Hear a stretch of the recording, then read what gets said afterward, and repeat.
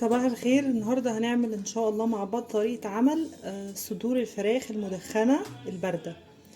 معانا دبس رمان، معانا عسل نحل، معانا صويا صوص حلوة.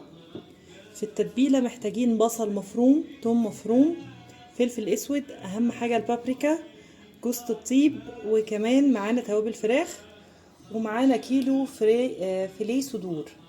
هنحتاج الصدور تبقى تخينة شوية علشان احنا هنعملها ان هي تتحط ان شاء الله طرنشات في السندوتشات. هنشطف الفراخ وننضفها كويس ونرجع نحطها في الخلطة. هنضيف بقى دبس الرمان وعسل النحل والصويا صوص مع التوابل على صدور الفراخ، وهنتبلهم كويس جدا علشان خاطر الصدور تشرب التتبيلة كويس. تمام كده.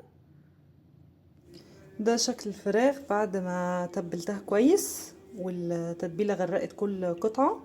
هنسيبها بقى في التلاجة لمدة ساعتين. هنغلفها بكيس بلاستيك وهنحط معاه ورق لوري وهنشيلها في التلاجة. طلعنا الفراخ من التلاجة ونحطها دلوقتي في طاسة ساخنة جدا علشان نديها صدمة من كل جهة.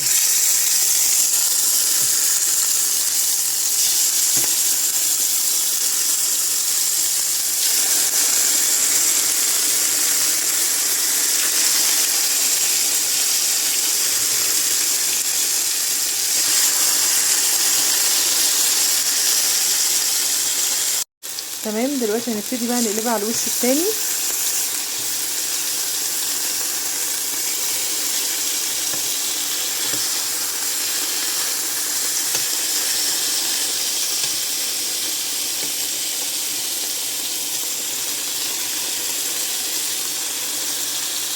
تمام، زي ما انتوا شايفين خلاص الفراخ خدت وش من ناحيتين.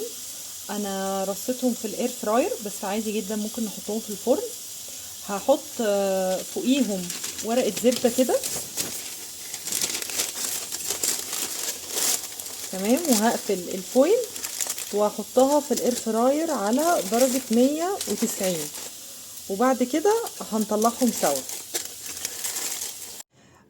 دلوقتي زي ما انتوا شايفين الفراخ استوت في الاير فراير. دلوقتي بقى الخطوة المهمة، خطوة التدخين.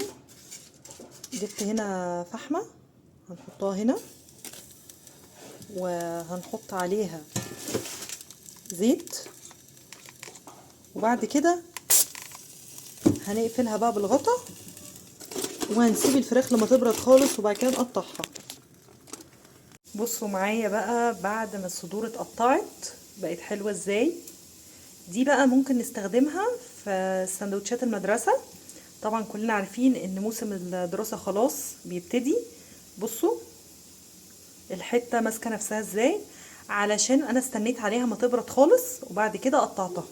هنحطها في التلاجة ساعتين 3 علشان نعرف نقطعها من غير ما تتفرفت، ونقدر بقى نخزنها في الفريزر. هنحطها في علبة وهنطلع بقى منها وقت ما نحتاج. بس كده وشكرا.